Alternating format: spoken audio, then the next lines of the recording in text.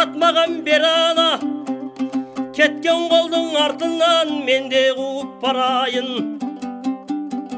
Қалмақтан кекті алайын, қайтпасын менің талайым. Жаратқан ием жар болса, жауға ойран салайын. Бір құдайым жар болса, қалмақтан кекті алайын. Көпке олжа салайын, осы жолдан тоқтатпа, қайтпасыншы талайым. Артынан барып атама араласып қалайын, сыртынан жүріп атамды жаудан қорғап қалайын. Атаңа нағылет ит қалмақ, жеті судан айырды, қыз бен ұлың құл болды, табанында жүн болды. Бұл озасы қалмақтың өтірік емес шын болды. Енді ана кетемін, атам кеткен ізіммен әлек қуып жетемін. Атам кеткен ізіммен әлек қуып жетемін. Ал сонда баласының кететініне көзі жеткен соң, анасының батасын беріп тұрып айтқаны: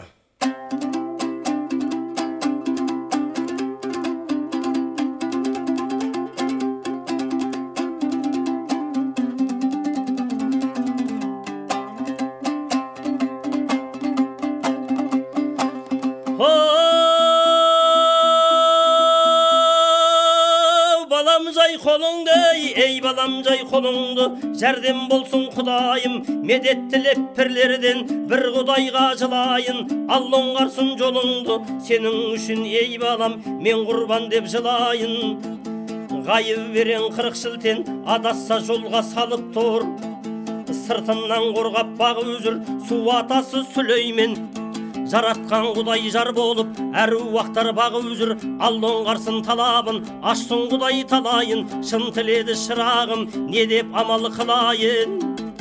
Қалмақтан кекті алдырып, көңілдің бітір жарасын. Құл етер күн болар ма?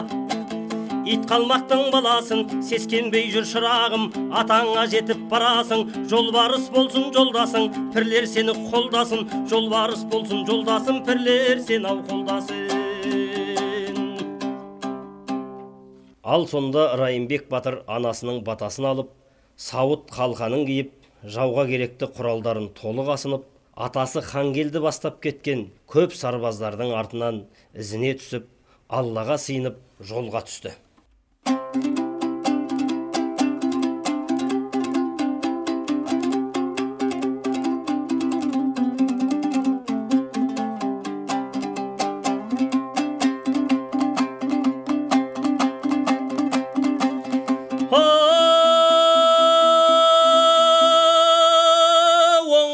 Жолды деп, пірлеріне сыйынып, сауыт сайман киініп, Алла деп батыр жөнелді. Кеткен қолдың соңынан атасының жолымен, басына киген қалқаны жарастықты тонымен бүктетіліп келеді. Кейде аяңдап желеді, ойпаң жерден сырғытып, жарлау жерден қарғытып, аш берудей бөгөліп, сызып кетіп барады. Астындағы көк ойнақ бауырынан жарады.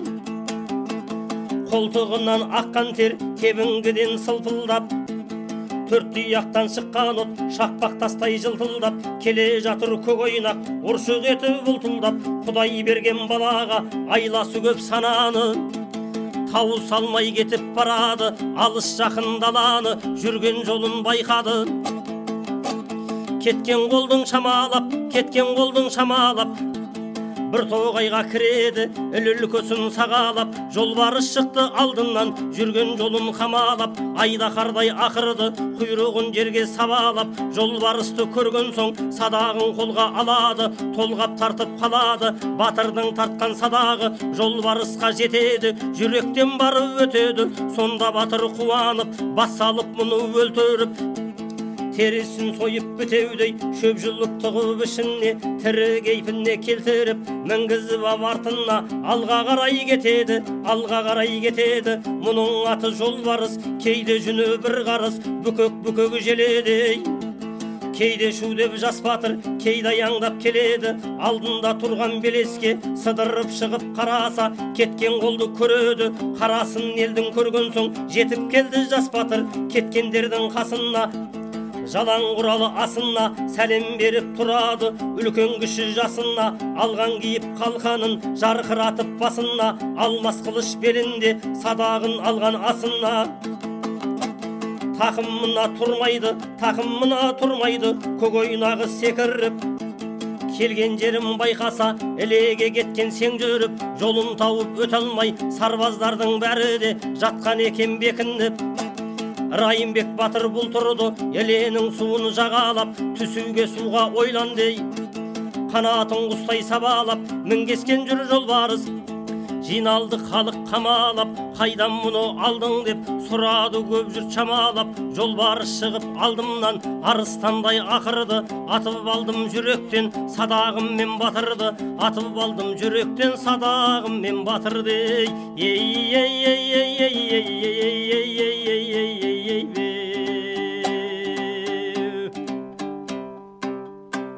Жиналған сарбаздар Райымбек батырды көріп, қасына келіп, «Балам, руың қай ел, кімнің баласысың?» деп сұрады. Сонда Райымбек батыр тұрып, «Әкелер және құрбылар, сіздер менің кім екенімді қазір сұрамаңыздар. Мына сел жүріп жатқан суға түсемін. Алла жол берсе, сіздерді өткіземін. Сонан кейін танысалық. Сіздер маған баталарыңызды беріңіздер» деп бата сұрады. Бұл бала ыңғайлы екен, бата берелік деп көпшілік шуылдап батасын берді. Райымбек батыр көптің батасын алған соң, өз атын өзі шақырып, Райымбек, Райымбек деп тасып жатқан суға іркілместен түсіп, ар жаққа өтіп, ар жақты жағалап, көріп қайта бері өтіп келді. Қалың сарбаздарға айқай салды. «Сіздер енді демалып жатыңыздар, маған 40 кісі 80 арқан жіберіңіздер, және қолдарында айбалтасы болсын» деді. Айтқанын дайындай берді.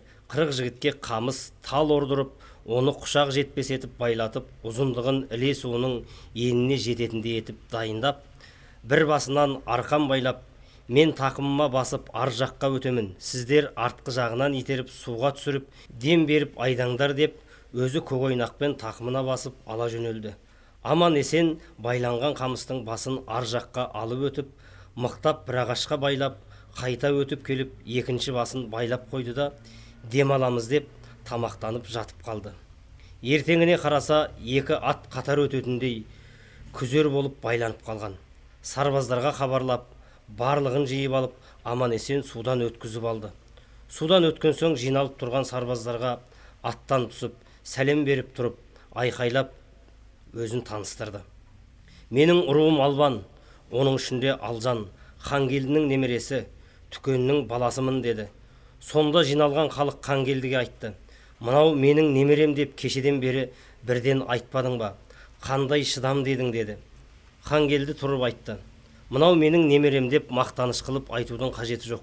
Болар бала өзін ерлігімен танытсын. Мен бұл баланы жас деп айтпай, жылқы ішіне тастап кетіп едім. Міне артымыздан қуып жетіп, өте алмай қамалып жатқан бізді судан өткізді. Енді бала сіздердікі» деді. Сонда топ басы батырлары тұрып айтты: «Осы соғысқа Райымбек басшылық етсе дейміз» деп, барлық сарбаздар бір ауыздан шуылдапты. Тілегін қауым қабыл алыпты. «Жалпы жаумен соғысқанда ұрам біреу-ақ болсын. Бәріміз Райымбектің атын шақырып, Райымбек, Райымбек деп ұрысқа кіріселік» деді. Бұған да барлығы қосылып, солай болсын десті. Сонда Райымбек батыр тұрып айтты: «Егер олай болса, сіздер шын ықыластарыңызбен баталарыңызды беріңіздер» деді. Ырыскелді батыр бастап, барлығы шуылдап батасын берді. Сонда Райымбек батыр тұрып айтты: «Мен халқым үшін осы батасын беріп тұрған сіздер үшін бұл соғыста қасықтай қаным қалғанша аянбай ерлік етуге уәде берем» деді. 60 кісі алып, мына іле жағалап жатқан қалың қалмақтан мінуге ат, ішуге азық дайындаймын деп Райымбек батыр жүріп кетті.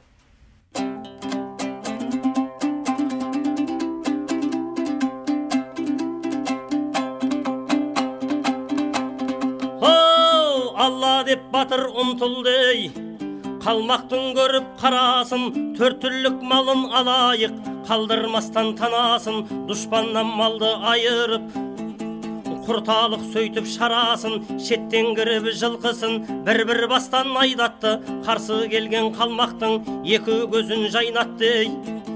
Райымбек батыр көк атты, қалмаққа келіп ойнатты. Заман ақыр қалмаққа осы жерде ойнатты. Құлдықта жүрген қазақты бір-бір бастан босатты.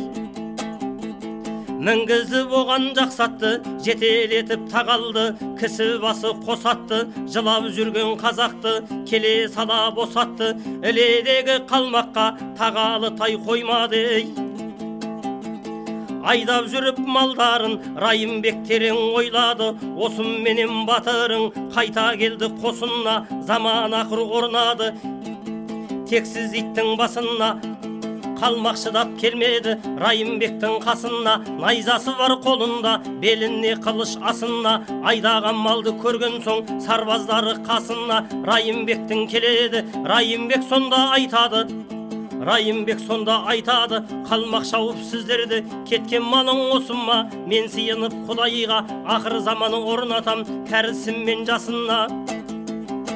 Жараулы атын алыңдар, кел жиылып қасыма, алда жатыр көп жұмыс, ағалар енді тасыма, алда жатыр көп жұмыс, ағалар енді тасыма.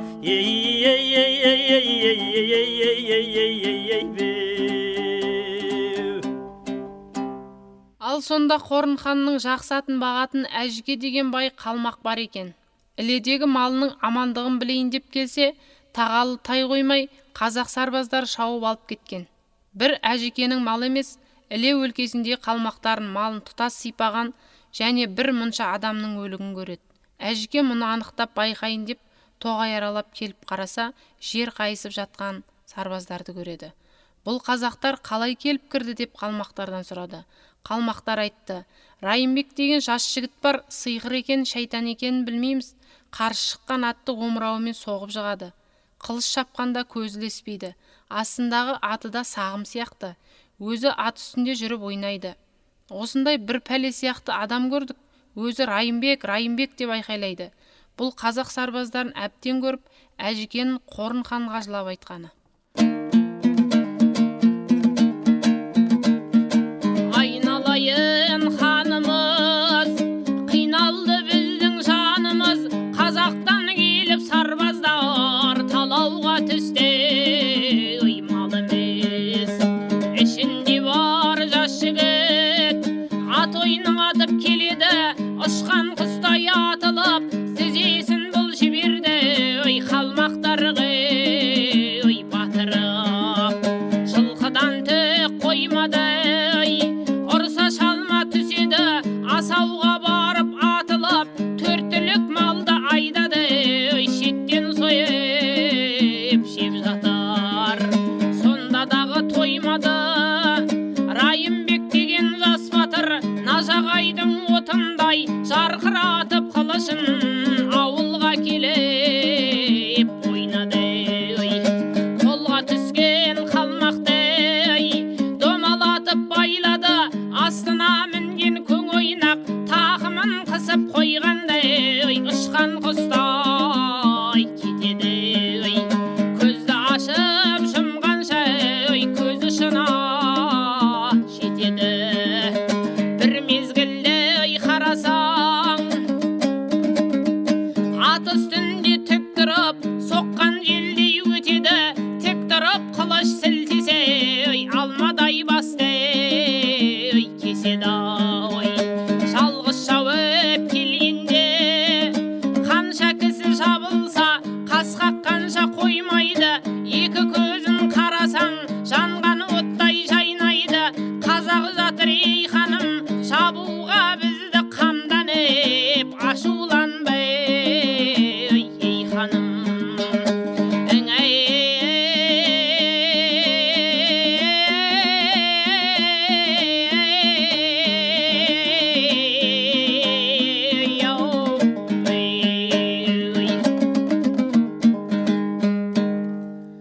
Ал сонда Қорын хан Әжікеден бұл хабарды естіген соң, бас әзірі Серкені шақырып алып былай дейді. Мына Әжіке Іледегі малдарды аралап барса, қазақтан қалың сарбаздардың бастап келіп, Райымбек деген біреу Іле өлкесіндегі малдарды жиып алды дейді. Бір мұнша адамдарды да өлтірген. Бұл рас болса, қазақты Құдай айдап, бізге құлдыққа келген екен. Сен қасыңа 3 адам алып барып, біліп кел деді.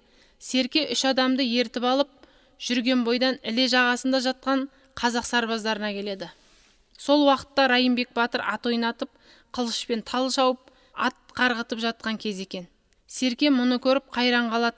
Мынау қалай әдіс? Тіпті атта сағым сияқты ғой деседі. Қалай болса да тіл алады деп бір адамын жібереді. Мұның елші екенін білген соң Райымбек батыр қасына Бақай батыр мен Аралбай батырды ертіп Серкеге келді. Келіп жөн сұрағанда Серке былай деді: мен Қорын ханның бас уәзірімін. Сіздерге келген себебім Қорын былай деп тапсырма берді: қазақтар бізбен шабысамыз деп әуре болмасын. Қолындағы малдарын қайырып және келген айыбын тартсын да аманында қайтсын. Қайтпайтын болса бірі де тірі қалмайды дейді. Сонда Райымбек батыр айтты: сен Қорын ханға барғын, арманда қалмай 3 күн ішінде толық дайындалсын. 4-ші күні Қорын ханның ордасын бұзып талауға түсіремін. Тез қайт деді. Серке келіп айтты: қазақ сарбаздарының келгені рас екен. Райымбек деген бір жас жігіт былай деді: арманда қалмай 3 күн ішінде дайындалыңдар деді. Бірақ та менің байқауымша осы келісі өте қауіпті. Райымбек деген жас жігіт біз барсақ кәдімгі сиқыр сияқты ат ойнатып, қылышпен тал шауып жүр. Қылыш шабуы мен атының ойнауы сағым сияқты көрінеді. Сонда Қорын ашуланып: сен өлімге келген қазақты сонша мақтап деп Серкенді зынданға жапты. 3 күн ішінде түргеннің аяғында қара дала құралдарымен дайындалсын деп қалмақтарға бұйрық берді. Қалмақтар 3 күн бойы жиылып қара құрттай болып келіп жатыр. Қазақ сарбаздарына таяп келіп қалды. Жақындап таяу келгесін қазақ сарбаздарына Райымбек батыр былай деді: сіздер осы жерде дайындалып тұрыңыздар. Мен сонау жиылып жатқан қалмақтың ішіне кіремін. Қорын қалай деп бұйрық беріп жатыр екен. Сондықтан қалмақша киіндіріп, қалмақша тіл білетін 4 жігіт аламын. Өзім сыртымнан қалмақтың үлкен қара шапанын киемін. Мен сол жиылып тұрған қалмақтың өз ішінен бастаймын соғысты. Алла қуат берсе, Қорынның басын алып, анау желбіреп тұрған туды жерге түсіргенде сіздер Райымбек, Райымбек деп кірісіңіздер деп жүріп кетті. Сол жүрген бойдан құжылдап жатқан қалың қалмақтың ішіне кірді. Біреудің біреу кім екенін біліп болмайды. Келсе, Қорын хан қалың қалмақтың ортасында тудың түбінде тұрып былай деп бұйрық беріп жатыр екен: анау қаптаған қазақтарды алжалайдап қырылғалы келеді. Көбін қырып өлтіріп, қалған мал бағатын құл етіңдер. Райымбек деген біреу бар дейді. Соны маған түр ұстап беріңдер. Онымен зынданда шірітіп өлтірейін. Мақтаған Райымбекті Серкенің қасына қосып зынданға жабайын. Райымбек тұрып: не айтып тұр деп қасындағылардан сұрады. Қасындағылар Қорынның не айтқанын толық айтып береді. Сонда Райымбек батыр ашу кернеп, үстіндегі шапан лақтырып жіберіп Қорынға қарай ұмтылды.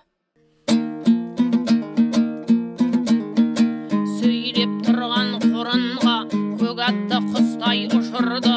Жетіп келіп қасына тастаған шешіп шапанын. Қылышын алып қолына Қорын ханның сол жерде алмадай басын ұшырды. Тігіп қойған жалауын сындырып жерге түсірді. Райымбек деген шу шықты. Қазақта жетті аралас, екі жақ кеп айқасты. Қара жер қанға тұншықты. Кешке дейін шабысып, кей адамның қолдары көтере алмай қарысты. Райымбек батыр түзеді, қалмаққа қылыш шабысты. Қылышын шауып батырың ай шетінен кіреді, күн шетінен шығады. Қарсы келген қалмақты қылышпенен ұрады.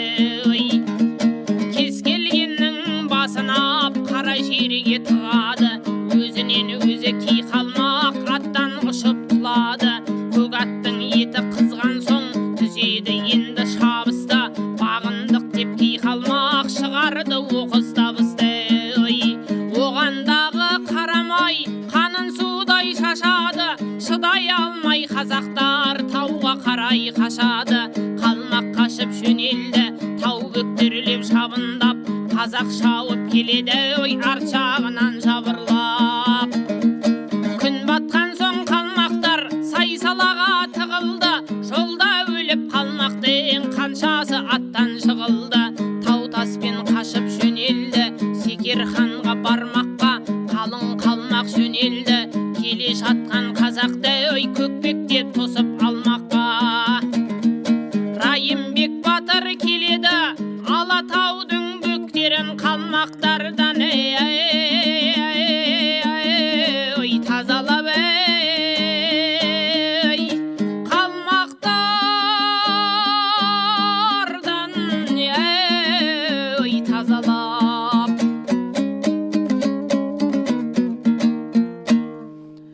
Райымбек батыр хан қазынасын бір жерге жинатып, тінту салып жүріп, зынданына кездесіп, есігін бұзып қараса, баяғы елшілікке барған Серке екен. Саған не болды деп сұрағанда Серке айтты: мен өзіңе елші болып барып, сенің айтқаныңды айттым. Екінші сенің өнеріңді айтып мақтап едім, сен өлімге келген қазақты мақтадың деп осында келіп жапты. Райымбекті ұстап, екеуіңді бірге дарға тартып өлтіремін деді. Бізді дарға тартатын Қорынханның өзі де далада қалды деді Райымбек. Сонда Серке тұрып айтты: мен сізбен өмірлік жолдас болып, мұсылман дініне кіремін деп Райымбекке еріп жолдас болды. Және қалмақтың байларының көмбесін тауып беретін болды. Ханның ортасын қайта тінту керек деді.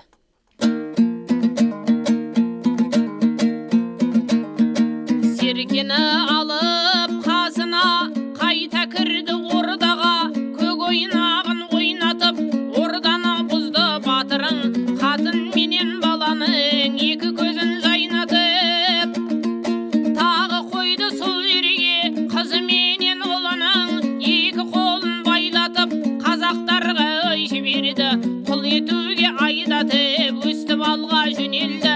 Қалмақты шауып қазақтар Райымбек батыр келеді. Қалмақтарға шығарып неше түрлі өнерді, көк ойнағы астында алғандай түлкі келеді. Сайсаланы қақтырып, тыққан мүлкін қалмақтың Серкеге алды таптырып. Қалмақтардың басына қара тұман орнатты, қылышы қолда жарқылдап, қарсы келген қалмақты шауып кете барады. Астындағы көк аты аш бөрідей жарады. Шелекті басып келеді, малы байды бет алып, тынбай қашты қалмақтар, тоқтамастан ер салып. Райымбек батыр тоқтады, малы байға жеткен соң пірлері оны қолдады. Қара судан жол алып, дариядан өткен соң зәбірлеп еді қазақты, қалмақ қашып қырылды. Алладан тағдыр жеткен соң қазақ келіп қаптады. Сарбаздары қазақтың, қалмақтың берді жазасын, қазақты шауып қалмақтары жылатып еді баласына.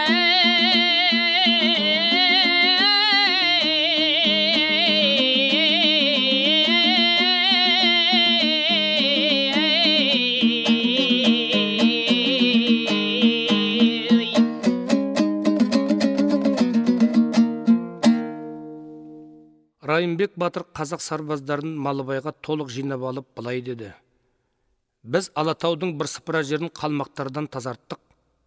Енді Көкпектегі қалмақтардың бас ханын Секер ханды қолға алу үшін соғыс ашамыз. Мен астыртын кісі жіберіп, Секер ханнан хабар алдым. Ор қарауылдағы Ағанас ханды шақырып алып, қазақты Көкпектен тосып ұстаймыз деп дайындалып жатыр дейді. Қалмақтар арманда қалмай дайындала берсін. Біздің сарбаздар 5 күн демалып алсын, және аттары нашарлағандар ат жаңалап мінсін. Сонан кейін екінші соғысты Секер ханға ашамыз. Қорын ханның қарауындағы қалмақтардан қашып шыққандары Секер ханға келіп, қазақ сарбаздары енді сізге бет алды деп хабарлап жылап айтқан екен.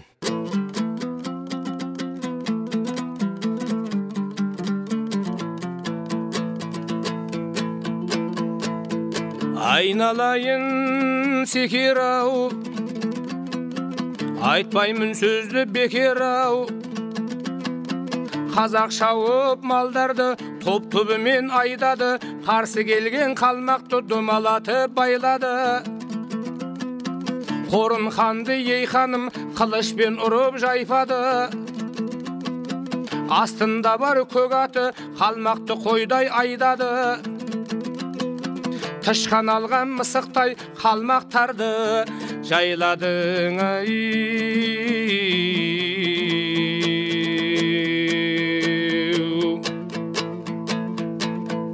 Ай астындағы көк аты бейне құстай ұшады.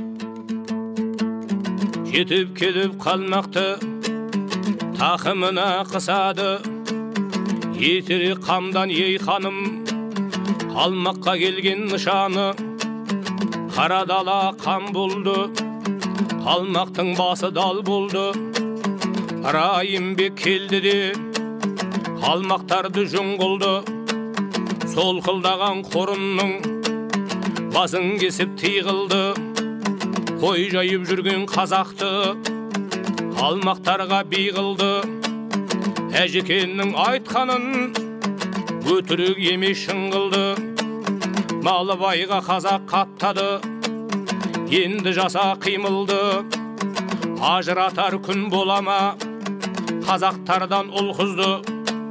Сарбаздары қазақтың қалмақтарды қорғылды. Қайтып тәгекті аламыз, қолында қалды қазақтың ардақтаған баламыз. Қатын менен қыздарды айырып қалай аламыз? Ішімде күйіп барады, тым болмаса қалмады. Сойықта жеуге танамыз, жан қалмақтан қалдырмай кескілесіп өлелік. Қайтып тәтірі қаламыз, жей қалмақты басқарып. Райымбек келгенде ұсталық бізде бас салып, жалайды балаң аш қалып. Қазнаңда қалып жүрмесін, қамданбасаң тас қалып. Құлдыққа қазақ келді деп қорын өлді мастанып. Айдарлының басынан тастады жұлып шашталып.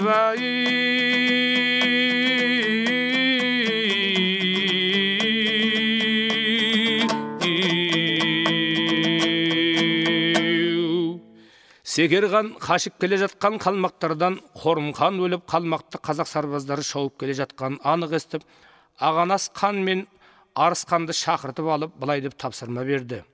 Қазақ сарбаздарын Райымбек деген біреу бастап келіп, Қорынды өлтіріп, елін шауып, енді бізге бет алып келе жатыр дейді. Сондықтан сен екеуің тез қайтып, жауға жарайтын адамдарыңды 2 күн ішінде жинап, менің қарауыма жібер деді. Бұл соғысты өзім басқарамын деді. Секерхан барлық сарбаздар Көкпектің қара даласындағы ойран төбеге жиналсын. Сен екеуің сай саладағы малдарды бір жерге шоғырландырып, қарауыл қойыңдар. Қолдан мал кетсе, елден күш кетеді. Қазақтың жырынды қулары келіп, малдан айырып жүрмесін деп тапсырма берді. Секерхан ойран төбеге ту тігіп, Барақ деген батырын ойран төбені басқарып тұруға тапсырды. Қалмақтар дайындала тұра берсін. Ендігі сөзді қазақ сарбаздарынан естіңіздер.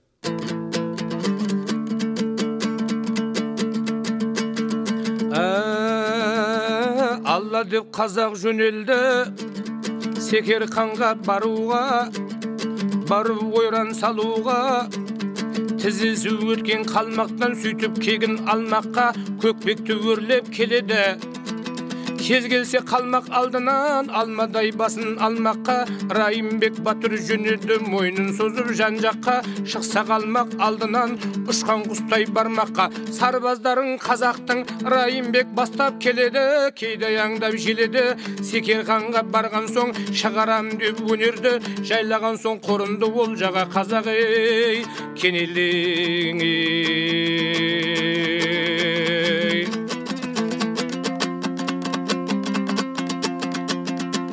Көкпектің жиылды даласына, қалмақтың көзі жетпей қарасына. Топ тасыпты құрттай боп қалың қалмақ, жылқының таңдап мініп аласына. Көкпектің жаңа шықты жазығына, Алланың кім көнбейді жазуына. Қазақты зәбірлеген Секерханның найзаны ұрамба деп аузына. Құдайым көмек берсе осы жерде, қалмақты сыйғызар ем бір тарының қауызына.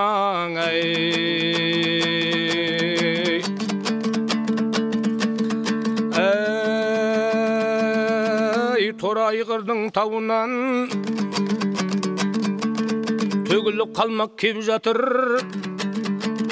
Тіккен таудың жағдайын Райымбек батыр сұрады. Секерханның осы ма, пірлерім мынау жар болса, заман ақыр орнатам. Секерханның басына жиналды қалмақ төбеге, қаз-қатар болып тізіліп. Қазаққа жақын кеп қалды, қалмақты көріп қызынып. Райымбек батыр келеді, ұшқан құстай сүзіліп. Ей, айналайын ағалар, жиылсын қалмақ асықпа, барып ойран салайық. Кірін жұмас сасыққа, дайындалып тұрың жатқандар, арамыз енді қашықпа. Жиылды ма қалмақ толық кеп, көк ойнағын баттады. Түйіліп тұр батырдың қалмақты барып шапқалы. Сарбаздар дайын тұр, қалмаққа қанат қаққалың ай.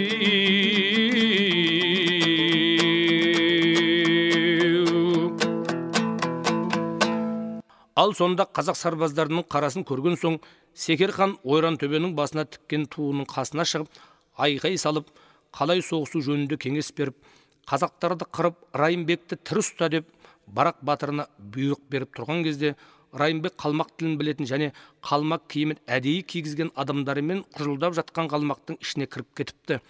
Қазақты қырып, Райымбекті тірі ұста деген бұйрығын естіген соң,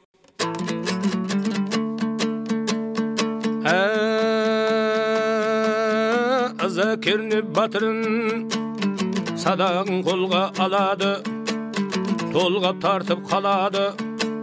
Сөйлеп тұрған Секерді садақмен атып құлатты. Барақ деген батырын қылышпен шау сұлатты. Тегіп қойған туларын сындырып жерге жайратты. Қазақта жетіп аралап, қылыш сілтеп шайқасты. Қара жерден шаң шығып, бірін-бірі байқасты. Қалмақтарды сол жерде шулатып қойдай жылатты. Әй Райымбек деген шу шықты, кескілесіп екі жақ. Қара жер ханға тұншықты. Сарбаздары қазақтың аянбай кіріп майданға. Қара жерден шаң шықты, салысып жатыр екі жақ. Қанша адамнан жан шықты. Райымбек батыр сол жерде көк атпен кірді ойнатып. Сілтеп қылыш қалмаққа жығып салды майданда. Екі көзін жайнатып, ол шетінен кіріп майданға. Бұ шетінен бір шықты, қарсы келген қалмақты қылышпен ұрып жығады. Айқайлап келген батырын қара жерге тығады. Кешке жақын болғанда қалмақ қашып жөнелді. Торы айғырдың тауына қуып жетіп қазақтар ұрылды қылыш жауына. Көк ат кетті қызған соң атқан оқтай атылып, түсті қалмақ қолына. Қазақтардың бас ұрып, қалмақты қойдай шулатып, шапқандай қасқыр ақырып.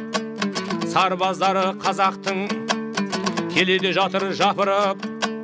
Ей, ағызды қалмақ қандарын қара судай сапырып. Ей, жеткендерін ұрады, қылышпен шауып жапырып. Тықты тауға қалмақты, ай жолбарыстай ақырып. Шапты қылыш қазақтар, шапқандай шөп жапырып. Қалмақ келіп тығылды торы айғырдың тасына. Ақыр заман орнады қалмақтардың басына. Шыдап қалмақ келмеді қазақтардың қасына. Қазақты талап жебеді сондағы қалмақ осыма. Серкаға енді тартыңыз Секер ханның ордасына.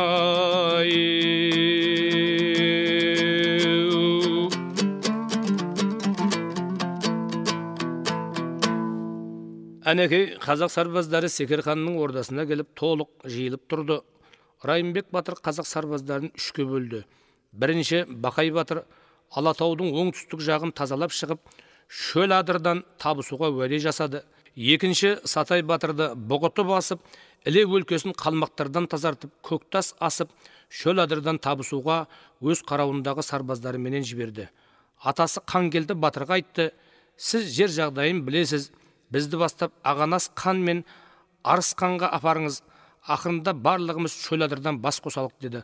Аралбай батырға айтты: "Сіз мына қалмақтан түскен малға ие болып, тиісті жеріне жайғап қоярсыз. Қалай қалмақтан күш кетті, шеттеп сай-салаға мал тығып жүргендері болса, малдан айырып жер тазалауымыз керек" деді. Ағанас ханға Райымбек батыр бет алып жөнелді.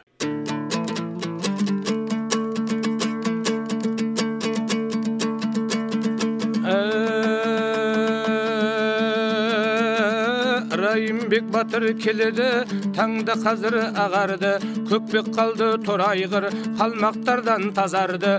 Енді батыр ұмтылды Ағанасқа баруға, қалмақтардан бір жола босатып жерді алуға. Ағанас ханды өлтіріп, қалмақты шауып алуға, келсе жетіп қанына, қалмақты қашып кетіпті, қалмақ қашып кетіпті, үй қапты жалаңаш.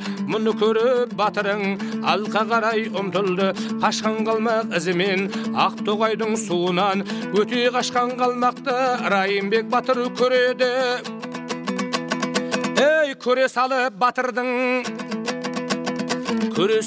батырың, қамшы басты көк атқа екпіндетіп жөнелді. Екпіндетіп батырың Шыбышының тауына енді жетіп келеді. Қаптап келген қазақты қашып жүрген қалмақтар артынан қарап көреді. Қазақ қуып жетті деп малынды тастап қалмақтар алға қарай жөнеді. Қалған малдар қазақтар әрбір жерге топтады. Ағанас ханмен арысты, шабуға қылыш саптады. Жауынгер ай қазақтың Шөләдірдің тауына енді қалып тоқтады. Ей, Шөләдірдің тауына енді келіп тоқтады. Жаңалай атты мінді де су тұбыны баптады. Ашу кернеп кей адам әгер қалмақ көрінсе, садақпен тура атқалы. Құдайдан жетіп қалмаққа, қазаққа қалды тапқаны. Таңдап мініп жақсатын басына салды ноқтаны. Райымбек батырың алдын артын жиюға Шөләдірға тоқтады.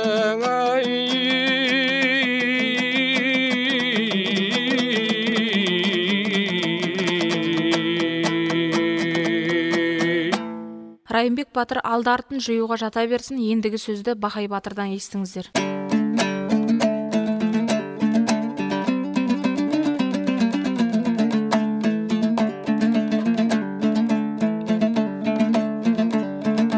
Бақай батыр жөнелді, түргенді басып басыға. Сарбаздары қазақтың келе жатыр, сабылып алмас қылыш асына. Тінту салып келеді сай саланың тасына, қолдарында найдасын таққанда үкіп басына. Қазақ қуып жөнелді, қашқан қалмақ соңынан. Малын жиып тағалды дала шықтың жолынан. Қалмақтың бай жөнелді, тәуі тау челекті сағалап, қашып келет тоқтамай үш меркені шағалап. Сарбаздары қазақтың түсірді малын қамалап, өте шықты Бақайдай қарқараны сағалап. Тоқтамай қалмақ қашыпты, шылар талды бұл басып. Шөләдірдің тауында Бақайда келіп қосылды, Райымбекке ұласып. Амандасты қазақтары бір-бірімен шуласып. Амандасты қазақтары бірінде бірмен шуласып. Әлқисса, енді Сатай батырдың сапарына келейік.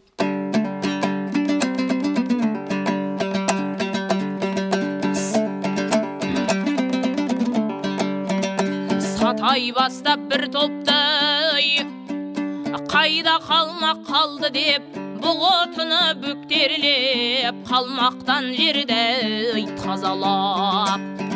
Сай саланы тексермек, қорын мен секер өлген соң, қалмақ қашып жөнелді, шарынға қарай бет алып. Сартоғайға тоқтады, бір азырақ ес алып, қазақ қатты келеді, ізіне түсіп қалмақтың. Қазақта қуып жетеді, қалмақтың көріп қарасын, алға қарай кетеді, түсіріп қазақ тағалды. Айдап қашқан малдарын, кемпір менен шалдарын, қарсы келіп қалмақтар төкпей қашты қандарын.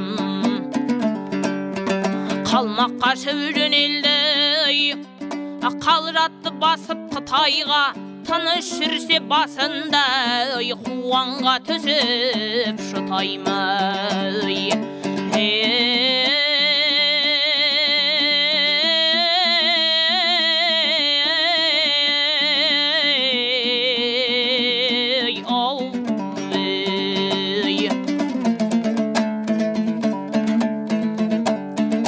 Сарбаздар қазақтың қырғыз сайды бет алып, өрге қарай басыпты.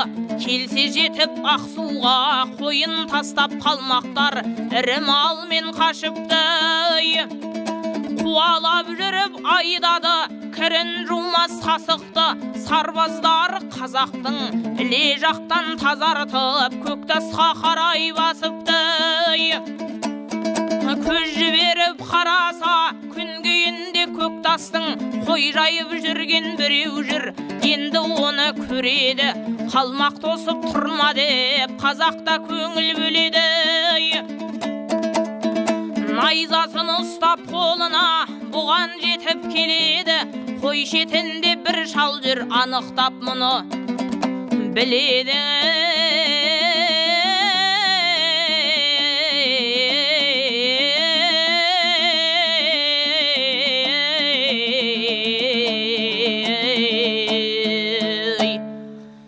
Әлқисса қазақ сарбаздары қой жайған шалдың қасына келіп жиылды. Сонда шал алдынан шығып бас қойып жылап, өз жағдайын айтты. Менің атым Мөңке, өзім кедей, 2 қызым, 1 кемпірім бар. Бір үйде 4 адам едік. Жылқы малдан осы астымдағы жалғыз ат. Басқа малым жоқ. Секерхан мен Қорынханды қазақ сарбаздары өлтіріп, қалмақты қазақ шауып келе жатыр деп, Көктастағы қалмақтар бірі қалмай қашып кетті. Осы Көктасты асып қашуға атым болмай жалғыз үй қалдым. Осы қашқан елдің тастап кеткен бір отар қойына ие болып бағып, осы қойды жеп жатырмын. Мен мұсылман дініне кіріп, қазақ болуға уәде берем. Осында Көктастың сай-саласында көп мал қалды дейді. Сонда Сатай батыр тұрып айтты. Бұл шалдың айтып тұрғаны рас. Сондықтан Көктастағы қалған малды жиып, мына шалды көшіріп, темірлікке орналастыр деп, бір мұнша адамды тастап, жарлық беріп сарбаздармен кетеді.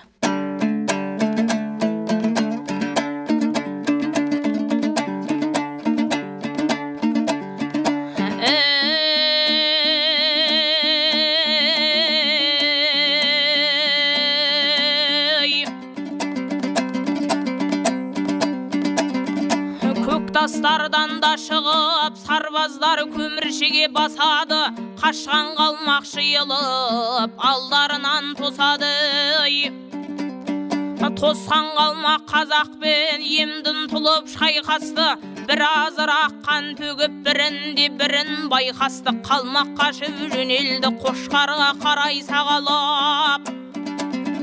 Қалмақты қолға түсірді, Шейбұтқа жетпей қамалап. Беке батыр келеді, жүрген жерін тазалап. Тірі түскен қалмақтың 2 қолын байлатып, тастап қашқан малдарын шайғызып алды айдатып. Райымбекте қосылды, қарсы келген қалмақты бір бастауын жайратып.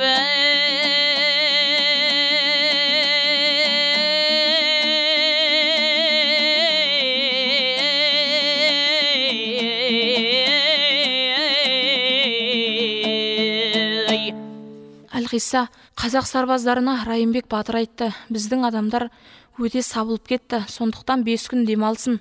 Содан кейін Текеске қашып барып отырған Ағанас пен Арысхандарға бет аламыз деді. Қазақ сарбаздары демалып жата тұрсын. Енді Ағанас ханнан естіңіздер. Қашқан қалмақтар Ағанас ханға келіп жылап айтқан екен.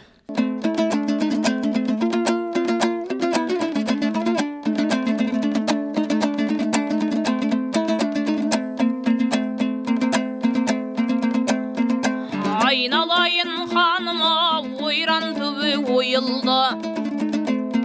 Секер ханым жойылды, Райымбекте келді де алмадай қақтым ойынды. Шауып алдым алымды, шеттен қырып жеп жатыр айдап баққан қойымды. Жалаңаш пен 3 мерке тағы бізден бұл қалды. Райымбекте тұрғанда енді бізге жоқ деді. Әзір барсаң ол жатыр, шөл адырға тоқтады, астында бар көк аты. Райымбек деген сиқыршы қылышын сізге саптады. Ұшқан құстай көк аты оны әбден баптады. Тезірек қамдан әй ханым, өтірігі неге айтайын сізге жала жапқандай. Ұл мен қызды шулатып малға қосып ап қалды. Айырылады сізден де құшағыңдағы ақмаңдай. Қалмақты көрсе қазақтар ұмтылады сақпандай. Райымбек деген біреу бар, мініп алып көк атын. Ұшқан құстай атылат, қарсы шықсаң алдынан қаныңды судай сапырат. Қанша қалмақ жиылса, қасқыр тиген қойдай ғып бір шетінен жапырат.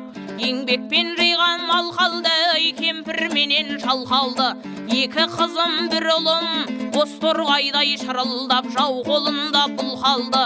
Талай жігіт қырылып, талай қатын тұл қалды.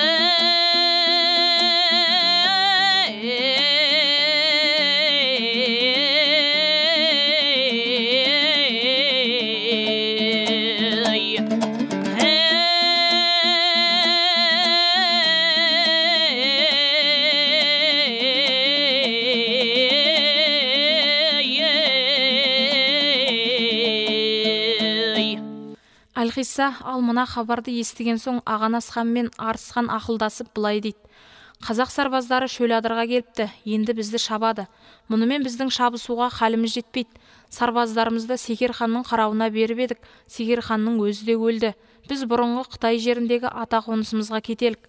Барлық қалмақтарға хабарлап, қалған еліміз бен малымызды айдап, 3 күн ішінде қашып Қытайға өтелі деп еліне хабарлап көше бастады. Қалмақ шекарадан өтіп қашатынын естіген соң, қалмақтың қолында малын бағып құлдықта жүрген қазақтар бір түнде баққан малдарын айдап қайта қашып Райымбек батырдың қарауына келеді. Бұл босып келген адамдардан қалмақтың шекарадан өтіп қашып жатқанын естіп, қазақ сарбаздарына Райымбек батыр былай дейді: қалмақтар шекарадан өтіп кетіп жатыр дейді. Ағанас өтіп кетіпті, енді тез атқа мініңдер, Алла бұйырса бір мұншасын түсіріп қалалық деп атқа мінеді.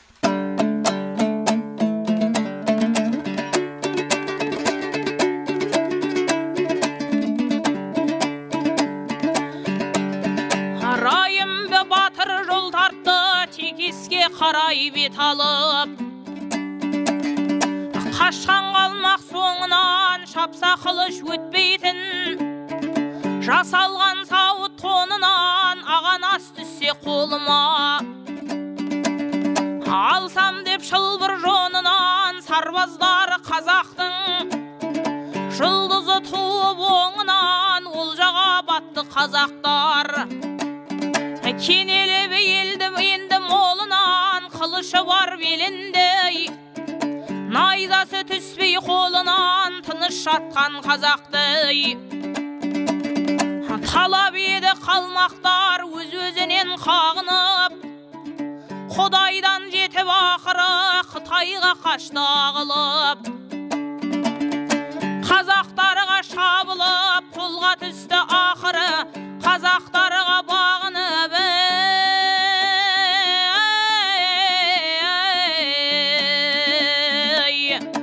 Ей қазақтарға бағынып.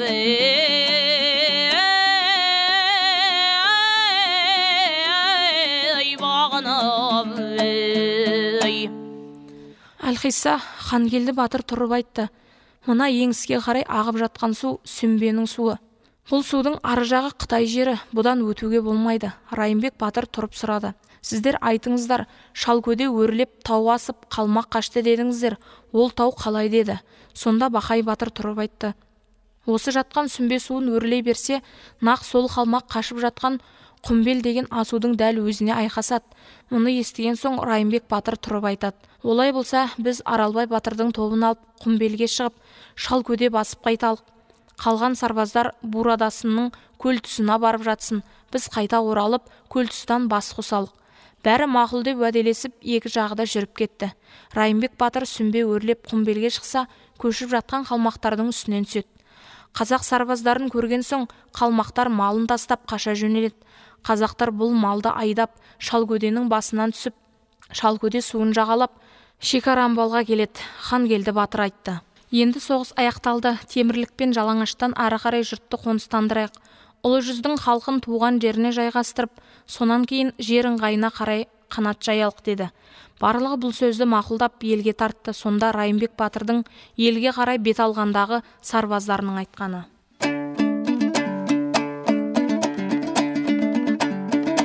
Қазақ қайтты еліне, қалмақты қырып шаттанып, қазақты қалмақ қуып ет, алдық деп жерін мақтанып, Секер хан мен Қорын хан өлді деді тапталып, түсті малы қалмақтың әрбір жерге топталып, Райымбектей батырдың қайраты мен айласы қазаққа тиді пайдасы. Белінде бар қылышы, қолында бар найзасы, қалмақты қуып Қытайға, қазақ енді шайнашы олжаға батты қазақтар. Омырауы алқылдап, Алатауды бөктерлеп, жұртына қайтты шарқылдап, шүйінші сұрабы елінен кейбіреу кетті сартылдап. Айналайын ағалар, өсіп өнген жеріне көшірелі келденді. Қалмақтан босап жетісу, жағдайымыз жөнделді.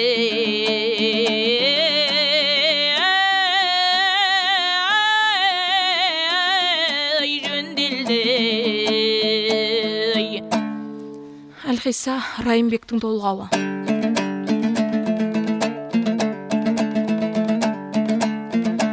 Енді қала айтарым, теңеп кеткен халқыңды жетісуға көшіргін, бәрін жинап бір жерге тел қозыдай өсіргін. Ел үшін өлді кей адам, қабағына қаралы, артта қалған жесірдің, сіздер кеттің аттанып.